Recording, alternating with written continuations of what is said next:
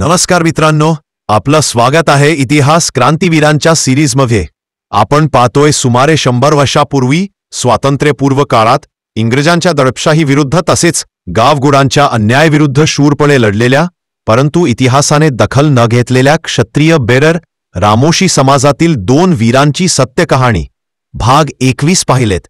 आज पाहणार आहोत भाग 22। भारताचे पहिले आद्य क्रांतिकारक राजे उमाजी नाईक यांना वंदन करून भाग 22 ला सुरुवात करूया। बाजाबाईच्या कलेदोनात खाशाबा वस्तादाच्या ताळमीत कसून मेहनत करीत होते। खाशाबा वस्तादाची मर्जी सांभाळून त्याच्या शेतीत कामधंदा करीत होते। दर दिवशी कुकुडवाडच्या तराड हेजेरीच्या नोटिसा घेऊन खिंडीत हेलपाटे मारित होता, पण त्याला रामोशी जाग्यावर नसल्याने नोटीस बजावता येत नव्हती। सखाराम पाटील पुरता ईर्षेला पेटला होता, मनातल्या मनात चरफडत होता, परंतु बोलून दाखवण्याचे धाडस त्याच्याने होत नव्हते। अशी वस्तुस्थिती होती। 2 महिने ओलांडून गेले तरी खिंड ओसाळ स्थितीत होती। खिंडीला काही रामोशी येण्यास तयार नव्हते। आषाढ महिना उजाडला, थोडाफार पाऊस पडल्याने त्या साली लोकांना शांतता मिळाली। त्या पावसाने ओलावा धरल्याने ओघाणीना पाझर फुटून पाणी वाहू लागले। इकडे बाजा खाशाबा पैलवानाच्या तालमीत लाठीकाठी व गोफणगुंडा तसेच तलवारबाजीचे शिक्षण मन लावून घेत राहा। आषाढ संपत आल्याने 2 दिवसांवर अमावस्या येऊन ठेपलेली। सालाबाद प्रमाणे आकाडी जत्रा पार पाडावी लागणार असल्याने रामोशांना खिंडीत जमावे लागणार होते। त्यानुसार सर्व रामोशी खिंडीत जमले। त्यांनी आकाडी साजरी केली व ते परत पसार झाले। चैत्र महिना उजाडताच नेहमीप्रमाणे कुकुडवाडला वेताळाची जत्रा चैत्र पौर्णिमेला असल्याने व या जत्रेत खंडोबा देवाचा जागर घालून लंगर तोडण्याची खास प्रथा होती व सदरचा हा लंगर तोडण्याचा मान या खिंडीतल्या रामोशांचा असल्याने त्यांना जत्रेत हजर राहणे अत्यंत गरजेचे होते व ही गोष्ट सखाराम पाटलांच्या ध्यानात पक्की होती। जत्रेतील या महत्त्वाच्या कार्यक्रमाला रामोशी येताच त्यांच्यावर हिस्ट्री सीटर नोटिसा बजावता येणार होत्या असा आडाखा मनात असल्याने सखाराम पाटील निर्धास्त होता। आता चैत्र पौर्णिमा केवळ 2 दिवसावर येऊन ठेपल्याने बाजा वगैरे रामोशी मंडळींनी जत्रेतील खर्चापोटी वर्गणी गोळा करण्याचे काम केले। लागलीच मळवडी येथील वाघ्या मुरळींना जागरणाची सुपारी देण्यात आली होती। पौर्णिमेचा दिवस उजाडला। कुकुडवाडच्या पश्चिमेला लगत वेताळाबाचे ठाणे होते। रामोशांच्या पोरांनी वेताळाबाच्या शिलेला शेंदूर लावला व त्याभोवती लंब गोलाकार रानदैत्याचे धोंडे उभे होते। त्यांना चुना लावलं। आजूबाजूचा परिसर चांगला झाडून साफसूफ केला व वेताळाबाच्या मैदानातील पिंपरणीच्या झाडोना जिरमुळ्या कागदाच्या रंगीबेरंगी पताका सुतळीने बांधून वेताळाबाच्या पुजाऱ्याने वेताळाला भंडारा वाहिला व तो दोन्ही हातात वेताळाची काठी आडवी उंच धरून उभा राहिला। आपल्या हातातील काठी आपल्या अंगाभोवती दांडपट्ट्याप्रमाणे फिरवीत रिंग धरताच पुजारी चांगला रंगला होता। वाय ससालेला नेही पाण पुजारीच्या समोर येऊन त्याच्या काठीवर प्रहार करतात वीर खेळू लागला। या खेळात रामोशी आलटून पालटून भाग घेत होते। दुपारी 2च्या सुमारास पुजारीच्या अंगातील वारे शांत होताच पुजारी वेताळाच्या शिलेपूर डोके टेकून मांडी घालून बसला। नंतर वेताळा पुढे नेहमीप्रमाणे बकराचा बळी देण्याचा कार्यक्रम पार पाडून रामोशी जेवणाच्या तयारीला लागले। त्या बकराच्या मटण तांब्याच्या मोठ्या हंड्यात शिजवले। संध्याकाळच्या सुमारास गोळा केलेल्या घेऊन शिजलेल्या भंडाऱ्याचा प्रसाद घेतला। सर्व रामोशांनी यथेच्छ कडाण पाण्याचा आस्वाद घेताच ते मलवडीच्या वाघ्या मुरळीचा कार्यक्रम सुरू करण्याच्या तयारीस लागले। नंतर पहाटेपर्यंत जागरणाचा कार्यक्रम चाल राहिला। दुसऱ्या दिवशी सकाळी खंडोबाच्या देवळात लंगर तोडण्याचा कार्यक्रमही मानाप्रमाणे पार पाडला। लंगर तोडून रामोशी मंडळी खिंडीत जाण्याच्या तयारीत असताना मोका गाठून सखाराम पाटील चावडीतील महार रामोशी तराळासह खंडोबाच्या देवळात हजर झाला।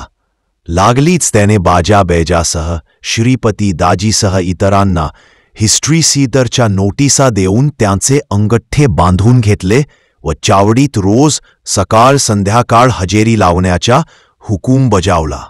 हुकूम बजावून झाल्याने सखाराम पाटील मनातल्या मनात खुश झाला. रामोशांना नोटिसा मिळताच रामोशी खिंडीत परतले. खिंडीत येताच सर्वांनी नोटिसीच्या बाबतीत एकत्र बसून खल केला. खिंडीतल्या विहिरीचे बांधकाम अद्याप अपुरेच होते. महत्वाचे बांधकामही शिल्लक होते.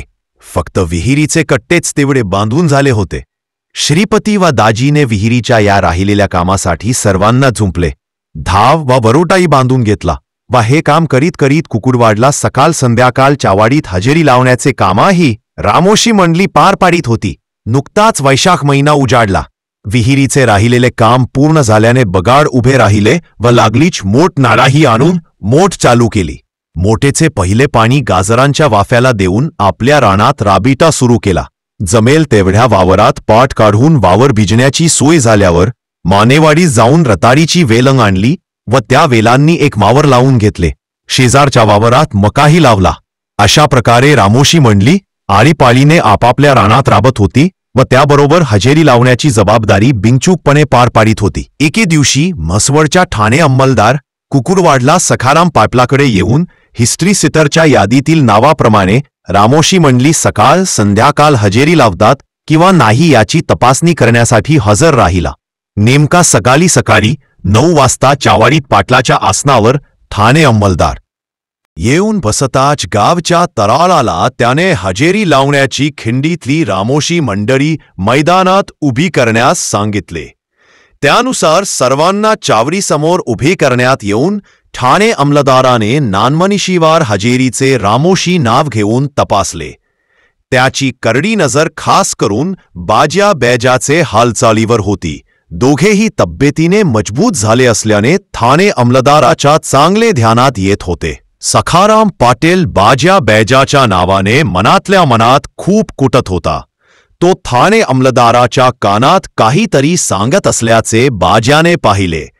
काही वेळाने ठाणे अंमलदाराने बाज्या व बैजा या दोघांना थांबवायला सांगून बाकी सगळ्यांना परत जाण्यास सांगितले. त्याप्रमाणे बाकी मंडळी लागलीच खिंडीकडे जाण्यास निघाली. बाज्या बायगा दोघेच तेथे थांबून राहिले. ठाणे अंमलदाराने या दोघांना चावडीत बोलावून हुकूम दिला की तुम्ही दोघांनी पाटल्याच्या वाड्यासमोरच्या अंगणात पडलेला बाबळीचा बुडका फोडून त्याचे भाग सरपण आत वाड्यात रचून ठेवा. ठाणे अंमलदाराच्या ह्या हुकूम ऐकणे असल्याने बाजा बायगा या दोघांनी पाटलाकडून 2 कुऱ्हाडी मागून घेऊन वाड्याबाहेरचा पडलेला बाबळीचा बुडका फोडत राहिले. पाटील अधून मधून वाड्याकडे जाऊन त्या दोघांच्या कामावर नजर ठेवत होता. दिवसभर बुडका फोडण्याचे काम मुकाटे ते दोघेही करत होते. बुडका फोडत फोडून त्या दोघांच्या हलक्या आवाजात आपापसात काहीतरी खल चालत होता. हो, आपल्यावर अन्याय होत आहे असे बाईन बायगा सांगितल्यावरून दोघांनी मनात पक्का निर्धार केला. त्याचे तरुण रक्त मनात उसळी मारू लागले. अन्यायाची चीड मनात निर्माण होत होती. त्याचे तरुण रक्त तापायला वेळ लागला नाही.